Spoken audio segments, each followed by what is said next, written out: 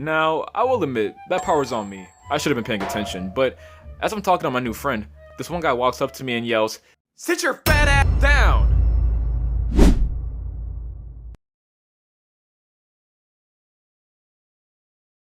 Back in the old days, I used to be a fat kid. Not like I have my own gravitational pull kind of fat, but I was chubby enough to where you could notice it. Since I was a fat kid, I did a lot of the stereotypical fat kid things. Like pulling my shirt down when I stood up because, Lord have mercy. I had a whole bakery, refusing to wear a plain white t-shirt, and never, ever, under any circumstances, would I take off my shirt at the pool. And to be honest, I was pretty content with my life like that for the most part. I believe that's how it should be for all kids. They usually aren't concerned with living a healthy lifestyle, and I was no exception. My go-to after-school snack consisted of Pop-Tarts and bowls of cereal, and I was happy with that. Life was good. Until I reached... This is how it goes. Around the age where kids enter middle school, they begin to try and figure out who they are. Pair this with out-of-control hormones, and you end up with a bunch of rude, disrespectful, and inconsiderate little miscreants! Not all middle schoolers are like that, of course, but it's a good handful of them. And when these kids had any opportunity to get on me because of my weight, they didn't hold back at all. It was my first day of school. Yes, the first day of school.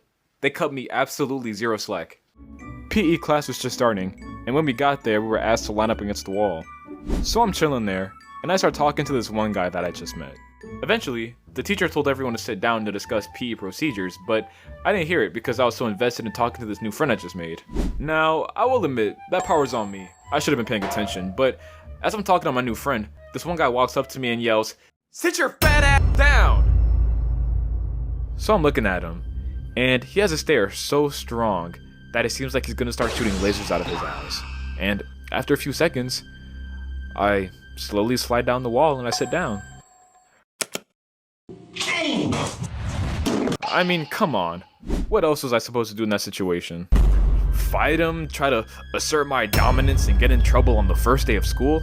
Not happening. And even if I did, would I have been able to do anything? The only kind of fighting that I knew how to do was from copying the moves from Dragon Ball Universe. And I guarantee you, I was not gonna hit anyone with whatever this is. So I took that L. Terrible start to the school year. And what made it worse is that the kid who pressed me was as tall as my collarbone.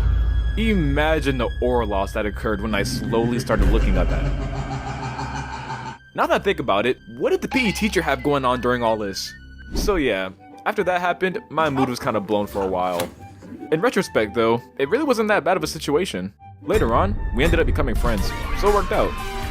And more importantly, this happened without any girls present. But unfortunately, it was only a matter of time before my luck would change. Yo, thank you so much for watching my video all the way through. I know this one took a little bit longer to come out compared to my last ones, but I really wanted to make sure there was some heat for y'all, and not gonna lie, boy's been busy, but anyways, once again, thanks for tuning in, and I'll catch you in part 2. Take care.